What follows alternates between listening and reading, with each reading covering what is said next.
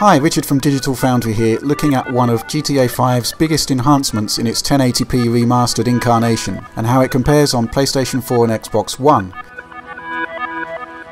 Generally speaking, both versions are an enormous improvement over the last gen releases, but screenshot comparisons show a big difference in terms of the way that foliage and grass is rendered, with a significant advantage to the PlayStation 4. We wanted to put that into context by exploring the great outdoors on the game on both of the current gen systems. Our initial tests seemed to indicate that there wasn't much difference at all. Here we're capturing both versions at the same time from identical locations.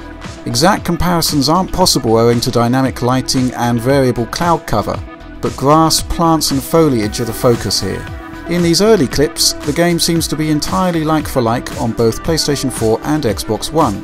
But there's no smoke without fire, and it's definitely the case that the more foliage there is in any given location, the more PlayStation 4 demonstrates an obvious advantage, as we're seeing here. On this particular hillside overlooking the road, we see our most striking comparison yet. Much more bare ground revealed on Xbox One, while PS4 has much more grass and plant life by comparison.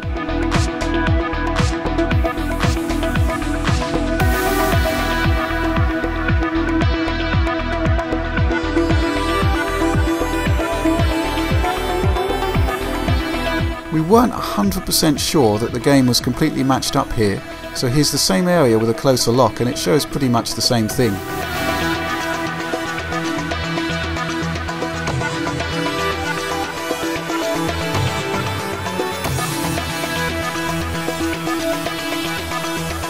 Moving on from this area, returning to the top of the hill and taking a stroll along the perimeter of the fence demonstrates that this is no one-off.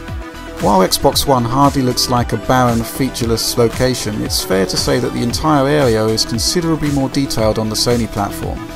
The same ground textures are in place on both systems, but you see less of them on PS4 owing to the higher levels of grass and foliage in place.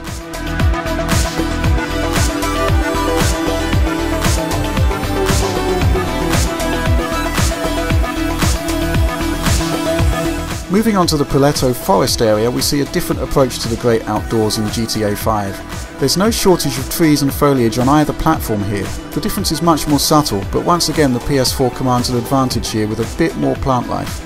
Though, once again, Xbox One's hardly a bad looking game in comparison.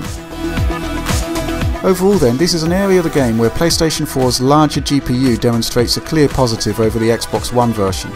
But the extent of the difference changes according to the area you're in. Sometimes PS4 looks considerably richer, while in other locations the difference is more subtle, or it's just not there at all. Xbox One is compromised to a certain extent then, but not to any degree that should stop you buying the game. Anyway, that's all for now. Hope you enjoyed the comparisons. Thanks for watching.